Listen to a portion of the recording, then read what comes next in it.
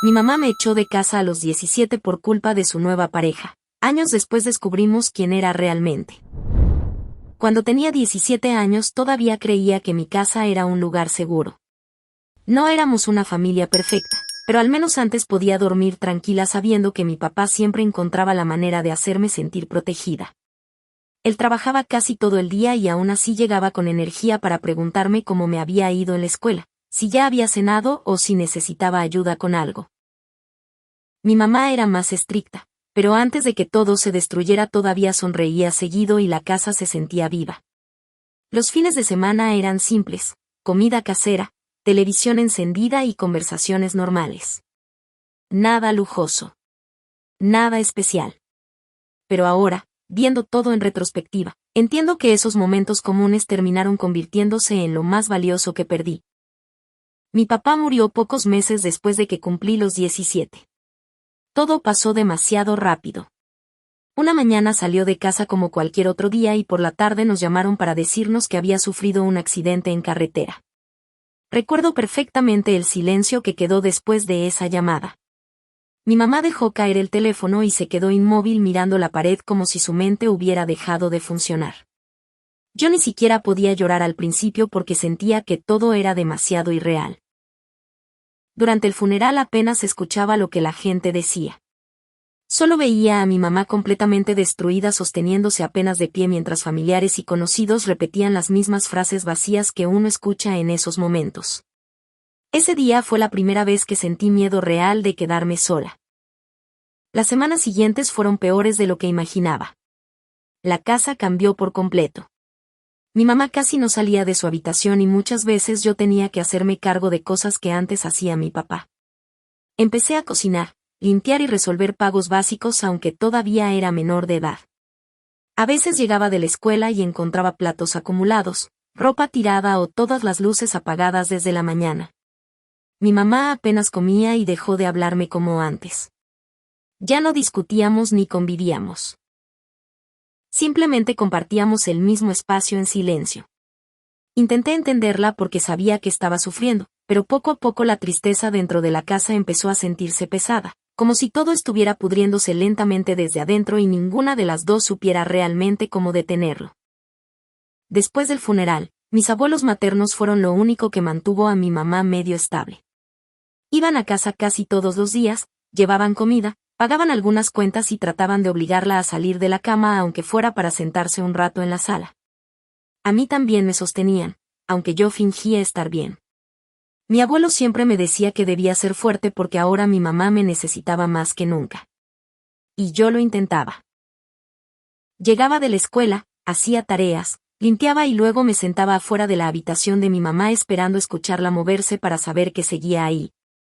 Había noches en las que me quedaba despierta solo escuchando su respiración detrás de la puerta, porque me aterraba la idea de perderla también.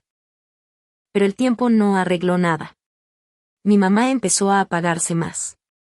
Ya no era solo tristeza, era abandono. Dejaba cartas sin abrir sobre la mesa, olvidaba pagar servicios y a veces ni recordaba qué día era. Yo veía como la mujer que antes organizaba todo en casa se iba deshaciendo frente a mí y no podía hacer nada. Mis abuelos intentaban convencerla de buscar ayuda profesional, pero ella siempre decía que estaba bien, aunque era evidente que no lo estaba. Lo peor era que cada vez hablábamos menos. Yo quería acercarme, pero sentía que cualquier cosa que dijera la lastimaba más. Nuestra casa empezó a sentirse enorme, fría y vacía, como si mi papá se hubiera llevado con él todo lo que la hacía hogar. Y como si perder a mi papá no hubiera sido suficiente, menos de un año después mis abuelos murieron con pocos meses de diferencia. Mi abuelo primero, por una enfermedad que avanzó rápido, y mi abuela poco después, como si simplemente ya no quisiera seguir sin él. Ahí entendí que la desgracia no siempre llega una sola vez. A veces vuelve una y otra vez hasta dejarte sin nada. Mi mamá quedó completamente sola emocionalmente y yo también. Ya no había nadie que pusiera orden, nadie que nos visitara, nadie que nos recordara que todavía teníamos algo de familia. Fue en ese vacío absoluto, cuando la casa parecía hundirse en silencio, que apareció Víctor. Y en ese momento yo todavía no sabía que su llegada iba a terminar destruyendo lo poco que nos quedaba. Con el tiempo empecé a entender algo que en ese momento me costaba aceptar. Mi mamá ya no estaba realmente conmigo, aunque siguiera viviendo en la misma casa. Se levantaba tarde, caminaba por la casa como si todo le pesara y muchas veces se quedaba mirando fotos viejas de mi papá durante horas. Yo intentaba hablarle de cosas normales, de la escuela o de cualquier cosa para mantener algo de rutina, pero casi siempre me respondía con frases cortas o simplemente asentía sin escucharme. Era como vivir con alguien que seguía respirando, pero que por dentro ya se había rendido. Y aunque trataba de ser paciente, había días en los que sentía que yo también estaba empezando a desaparecer dentro de ese mismo silencio. Hubo noches especialmente duras. Recuerdo llegar a casa y encontrarla sentada en la cocina completamente a oscuras, con una taza de café frío enfrente y la mirada perdida. No decía nada. Solo estaba ahí, como si el tiempo no avanzara para ella. Yo me sentaba enfrente y tampoco sabía qué decir. A mis 17 años estaba aprendiendo a convivir con el dolor de perder a mi padre y al mismo tiempo con el miedo constante de perder a mi madre emocionalmente. Empecé a cargar sola con demasiadas cosas: escuela, casa, cuentas pequeñas y esa presión de mantenernos funcionando. Nadie me enseñó cómo hacerlo. Solo lo hice porque no había otra opción. Lo peor era que el mundo seguía avanzando como si nada hubiera pasado. La escuela seguía exigiendo tareas, exámenes y asistencia, mientras yo apenas podía concentrarme. Mis amigas hablaban de fiestas, salidas y planes para el futuro, y yo solo pensaba en llegar a casa para asegurarme de que mi mamá hubiera comido algo o de que no estuviera encerrada llorando otra vez. Poco a poco empecé a sentirme cansada todo el tiempo, como si la vida me hubiera hecho crecer de golpe. Y justo cuando pensé que tal vez ya habíamos vivido lo peor, apareció alguien que parecía venir a salvarnos, pero en realidad venía a terminar de romper lo que quedaba. Víctor apareció de una forma tan normal que, al principio, jamás pensé que terminaría convirtiéndose en el peor error de nuestras vidas. Mi mamá lo conoció por casualidad, o al menos eso fue lo que me dijo. Según ella, coincidieron varias veces en una cafetería cerca de casa y él siempre se mostraba amable, atento y dispuesto a escucharla. Después de tantos meses viéndola encerrada, triste y desconectada de todo, verla arreglarse para salir aunque fuera solo por un café me pareció algo bueno. Incluso pensé que quizá conocer a alguien nuevo podía ayudarla a salir de ese agujero emocional donde llevaba tanto tiempo atrapada. Y por un momento, sinceramente, quise creer que eso era lo que estaba pasando. Las primeras veces que lo vi, Víctor supo exactamente cómo presentarse. Era educado, hablaba con calma y tenía esa clase de actitud que hacía sentir cómodas a las personas rápido. Me preguntaba por la escuela, por mis planes y hasta por cosas simples de la casa, como si quisiera demostrar que le importaba encajar. Mi mamá sonreía otra vez cuando él estaba cerca, algo que no veía desde la muerte de mi papá. Y aunque eso me hacía sentir algo de alivio, había algo en el que no terminaba de convencerme. No sabía explicarlo. No era algo concreto.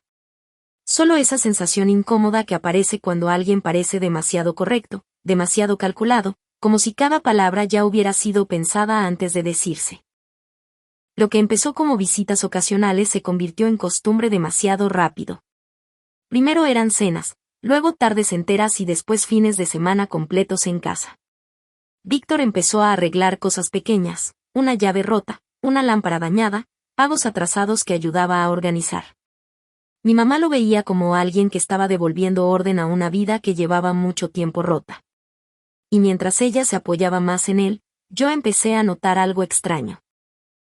Cada vez que estábamos solos, su actitud cambiaba un poco. Seguía sonriendo, pero sus ojos se volvían fríos, como si me estuviera midiendo. Como si estuviera tratando de entender qué tan difícil sería sacarme de en medio. Lo que más me confundió fue ver a mi mamá cambiar tan rápido.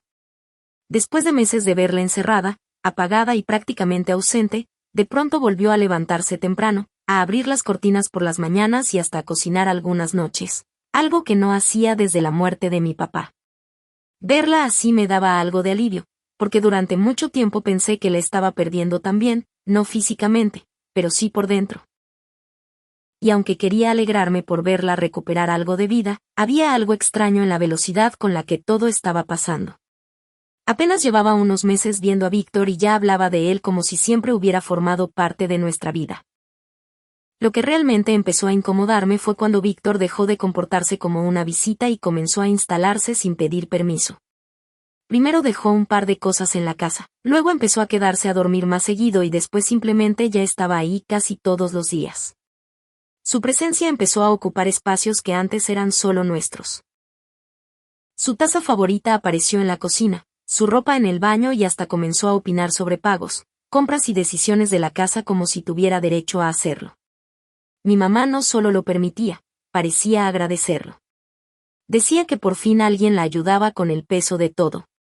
Pero yo veía otra cosa, veía cómo él se acomodaba poco a poco, como alguien que entiende que para quedarse no necesita pedir permiso, solo avanzar lo suficiente.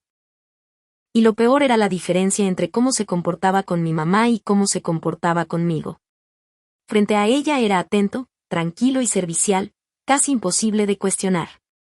Pero cuando nos quedábamos solos, su actitud cambiaba lo suficiente como para ponerme incómoda. Sus comentarios siempre parecían tener doble intención, como si quisiera probar hasta dónde podía incomodarme sin cruzar una línea evidente. A veces hacía preguntas sobre dinero, cuentas o cosas que pertenecían a mi papá, cosas que no le incumbían.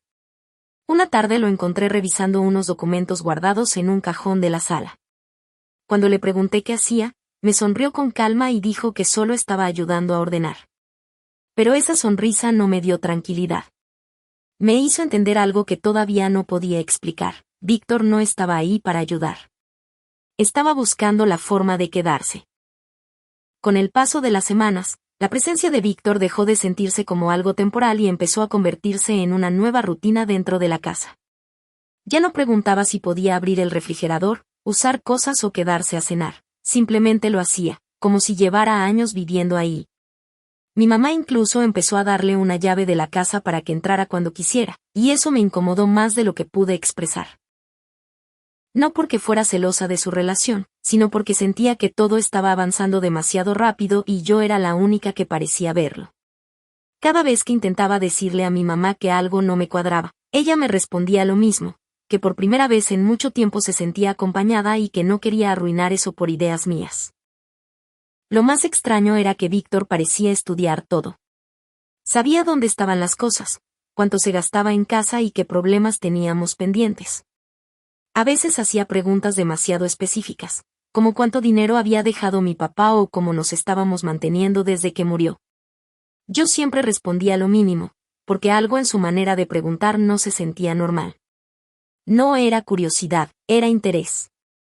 Como si estuviera armando un mapa de nuestras debilidades. Empecé a notar que escuchaba conversaciones aunque no estuviera participando y recordaba detalles pequeños que nadie pensaría importantes.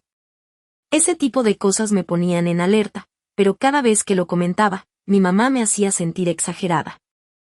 La verdadera distancia entre mi mamá y yo empezó ahí. Poco a poco dejó de escucharme y empezó a defenderlo en cosas pequeñas. Si yo decía algo, él encontraba la forma de hacerlo parecer un malentendido y ella siempre terminaba dándole la razón. Era sutil, casi imperceptible al principio, pero constante. Y lo peor era que yo podía sentir cómo él disfrutaba eso. Cada vez que lograba que mi mamá dudara de mí, me miraba de una forma extraña, como si supiera que estaba ganando terreno. En ese momento todavía no entendía hasta dónde podía llegar su manipulación. Solo sabía una cosa, desde que Víctor entró a nuestra casa, el ambiente dejó de sentirse seguro. Y apenas era el principio. Las cosas empezaron a cambiar de una forma tan lenta que al principio parecía coincidencia. Primero desaparecían cosas pequeñas de la casa. Dinero suelto que mi mamá juraba haber dejado en algún lugar y ya no aparecía. Objetos simples como llaves, papeles o recibos importantes que de pronto nadie encontraba. Siempre eran cosas pequeñas, pero suficientes para generar tensión. Mi mamá se frustraba, se alteraba y empezaba a revisar todo con ansiedad. Víctor siempre estaba ahí para ayudar a buscar, calmándola y diciéndole que seguramente era estrés. Pero yo empecé a notar algo raro, muchas veces, lo que desaparecía terminaba apareciendo después en lugares absurdos, como si alguien quisiera provocar desorden y confusión más que robar realmente. Poco después empezaron las discusiones. No por cosas grandes, sino por tonterías que antes nunca habrían sido problema. Si yo llegaba tarde de la escuela, aunque fueran 10 minutos, mi mamá se molestaba más de lo normal. Si olvidaba lavar algo o dejaba un cuaderno en la mesa, de pronto era motivo para una discusión. Y lo extraño era que Víctor siempre estaba presente cuando eso pasaba. Nunca iniciaba directamente el conflicto, pero sabía cómo empujarlo. Comentarios pequeños como a esa edad ya deberías ser más responsable o te está costando mucho poner límites parecían suficientes para encender a mi mamá. Era como si él supiera exactamente qué decir para moverla donde quería. Lo peor fue que mi mamá empezó a mirarme diferente. Ya no como su hija, sino como alguien que le causaba problemas. Lo notaba en la forma en que me hablaba, en cómo cuestionaba cosas que antes jamás habría cuestionado. Empezó a revisar mis horarios, mis cosas y hasta mis gastos, como si de repente necesitara comprobar todo lo que hacía. Yo no entendía de dónde venía tanta desconfianza. Nunca le había dado motivos para eso. Pero poco a poco empecé a sentir algo que me dolía admitir. Víctor estaba metiéndose entre nosotras, y lo estaba haciendo tan bien que mi mamá ni siquiera se daba cuenta. Con el paso de los días, la tensión dentro de la casa empezó a sentirse permanente. Ya no había momentos tranquilos como antes.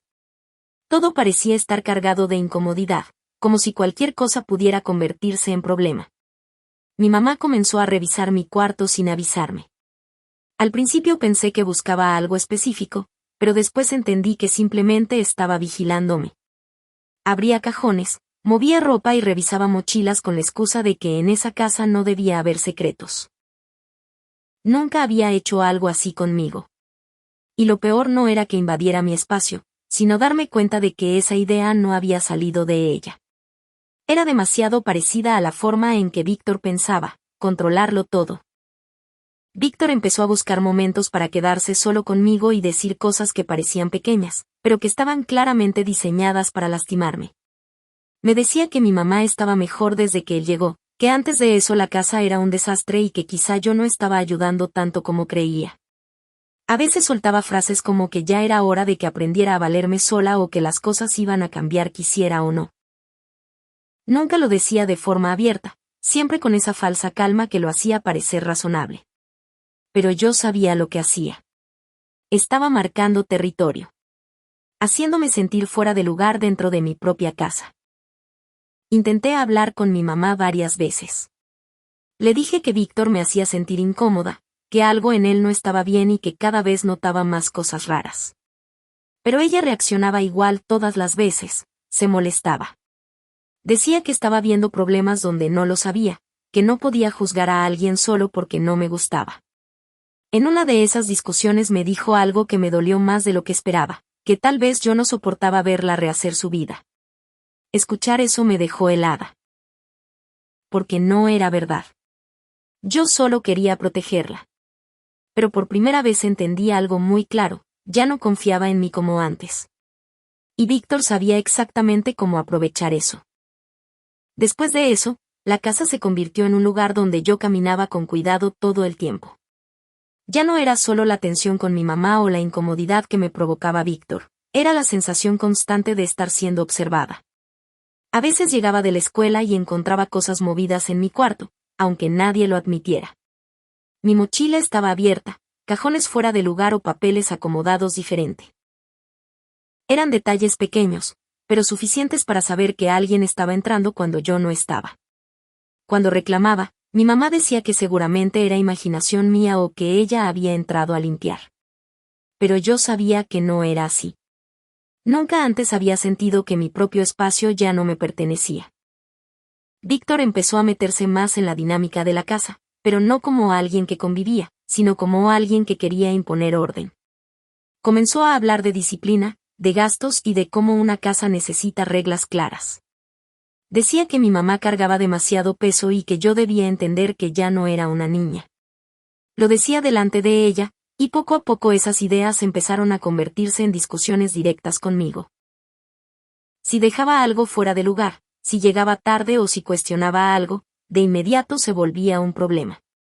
Mi mamá ya no reaccionaba como antes, ahora parecía tomar sus palabras como guía, como si él estuviera enseñando a manejar una casa que durante años había manejado sola.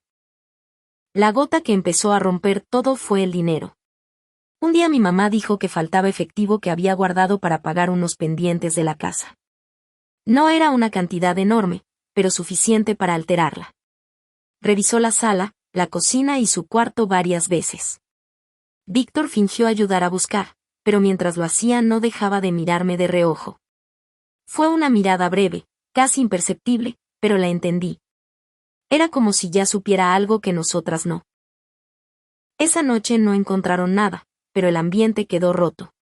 Y por primera vez sentí algo que me heló por dentro, la sospecha había entrado a la casa, y yo tenía el presentimiento de que, cuando explotara, iba a caer sobre mí.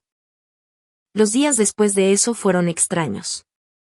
Mi mamá seguía molesta por el dinero desaparecido y el ambiente en la casa se volvió más pesado que nunca. Ya no hablábamos casi nada que no fuera necesario. Yo salía a la escuela, volvía y me encerraba en mi cuarto porque cada espacio de la casa se sentía incómodo. Víctor, en cambio, parecía más relajado que nunca, como si toda esa tensión no le afectara.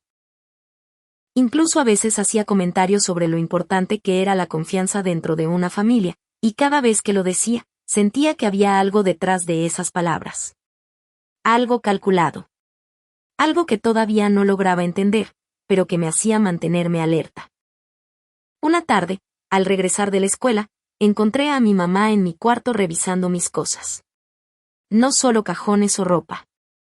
Había vaciado parte de mi closet y tenía mi mochila abierta sobre la cama. Me quedé paralizada al verla ahí, como si hubiera invadido el último espacio que todavía sentía mío. Le pregunté qué estaba haciendo y me respondió alterada, diciendo que estaba buscando el dinero que había desaparecido. Pensé que estaba bromeando. Le pregunté si realmente creía que yo había tomado algo suyo. Pero su cara me dejó claro que sí. Y antes de que pudiera reaccionar, Víctor apareció en la puerta, cruzado de brazos, observando todo en silencio como si ya supiera cómo terminaría aquello.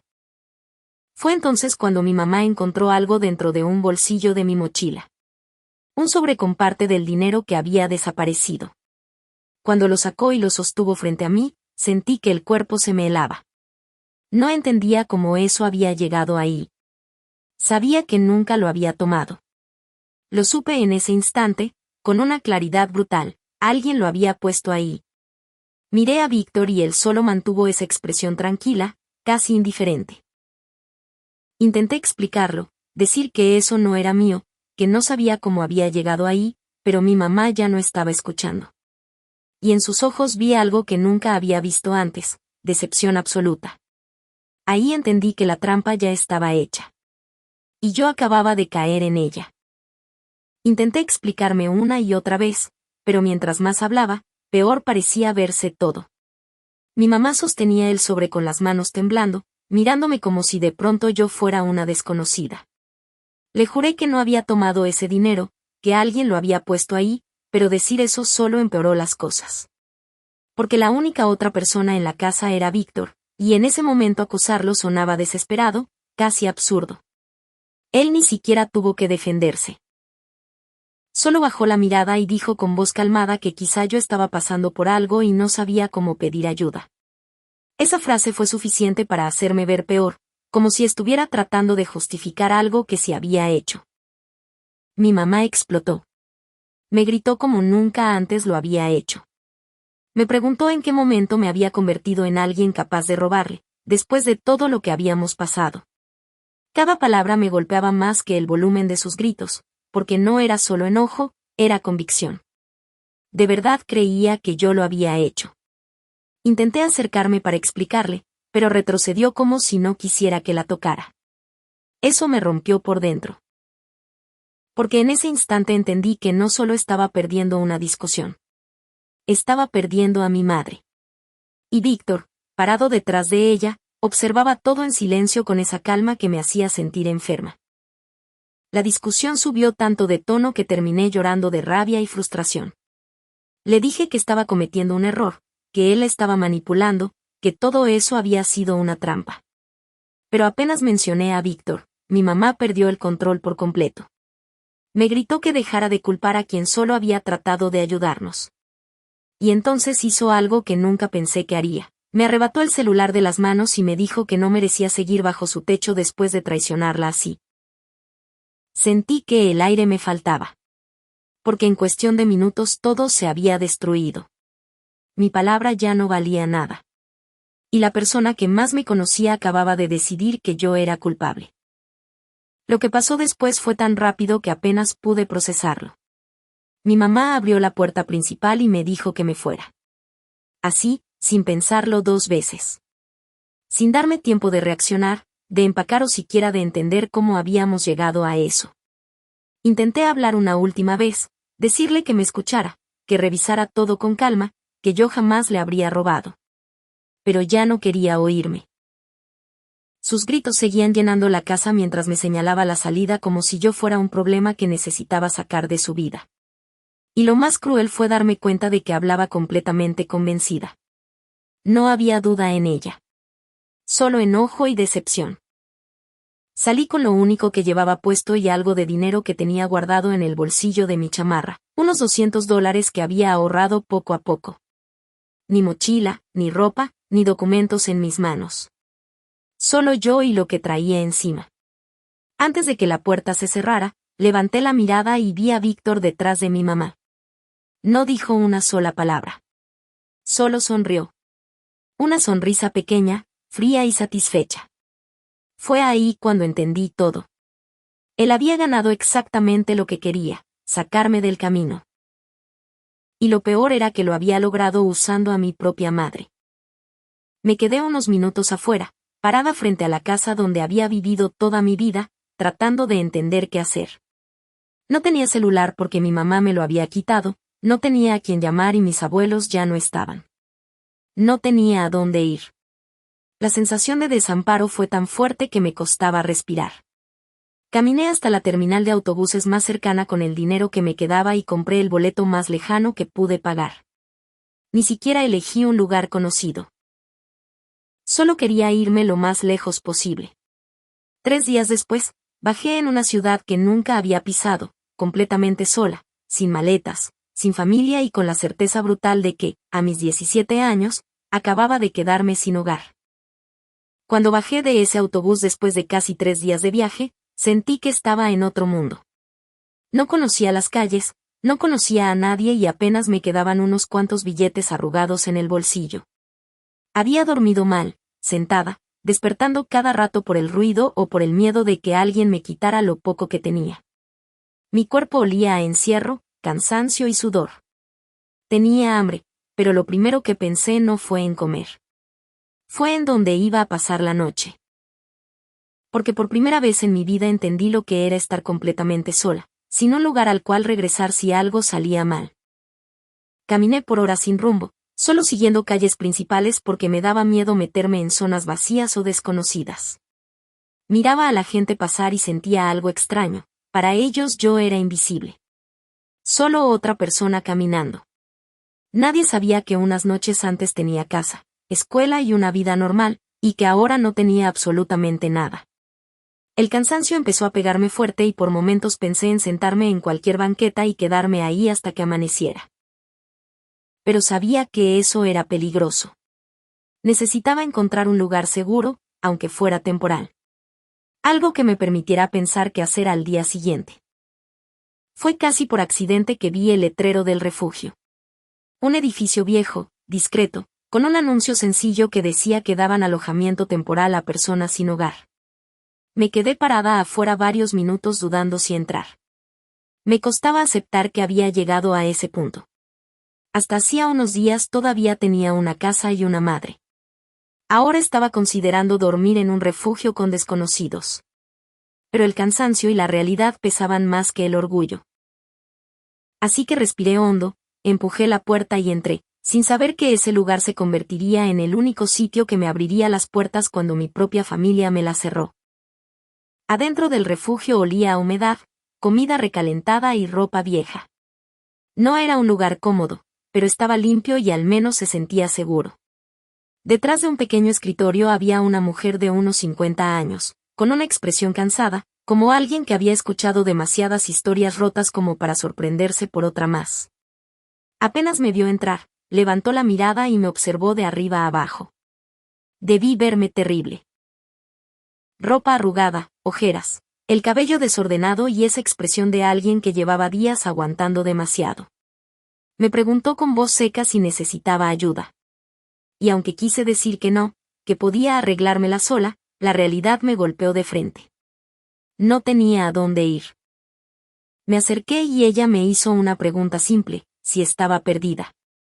Negué con la cabeza y le dije algo que todavía me dolía pronunciar, que no estaba perdida, solo me habían echado de mi casa. No mostró sorpresa. Ni lástima. Solo asintió, como si hubiera escuchado eso cientos de veces. Luego me preguntó si tenía documentos para identificarme. Bajé la mirada y negué otra vez. Todo había quedado en casa. Entonces sacó unos formularios y me los puso enfrente. Me pidió que escribiera mi nombre completo, fecha de nacimiento, si tenía alguna condición médica, si tomaba medicamentos y cualquier información que pudiera ayudar a conseguirme trabajo después. Cuando llegué al espacio de número de teléfono, lo dejé en blanco. Y verla notar ese espacio vacío me hizo sentir todavía más sola. Cuando terminó de revisar el formulario, abrió un cajón y me entregó una llave vieja con un número escrito en una placa de metal.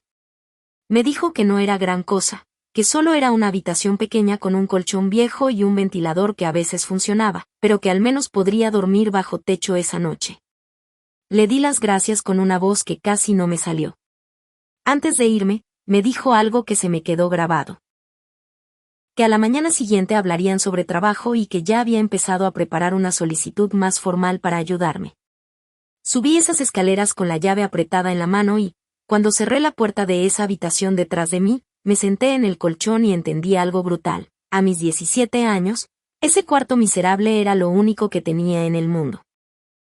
Esa primera noche casi no dormí. El colchón era viejo, duro y olía a humedad, y el ventilador hacía más ruido del que realmente ayudaba. Pero no era eso lo que me mantenía despierta. Era mi cabeza. Todo lo que había pasado en tan pocos días se repetía una y otra vez como una película que no podía apagar. La cara de mi mamá gritándome, el sobre con el dinero en mi mochila y la sonrisa de Víctor cuando salí por la puerta. Lo repasaba una y otra vez buscando algún punto donde todo pudiera haberse detenido, algún momento donde pudiera haber cambiado el rumbo de las cosas. Pero no había nada. Ya había pasado. Y ahora estaba ahí, sola, en una habitación prestada, intentando entender cómo reconstruir una vida que se había roto de golpe. A la mañana siguiente entendí rápido cómo funcionaba ese lugar. Nadie estaba ahí para quedarse cómodo. El refugio tenía reglas claras, horarios estrictos, limpieza obligatoria y un tiempo limitado para permanecer ahí. Si querías seguir teniendo un techo, tenías que moverte, buscar trabajo y demostrar que estabas intentando salir adelante. Nadie te regalaba nada. Y aunque al principio eso me golpeó, con el tiempo entendí que era necesario. También conocí a otras personas ahí. Mujeres que habían salido de relaciones violentas, jóvenes expulsadas de casa y personas que simplemente se habían quedado sin nada. Escuchar sus historias fue duro, porque me hizo entender algo frío, lo que me había pasado no era único. El mundo estaba lleno de gente sobreviviendo en silencio. Dale like y sígueme para la siguiente parte.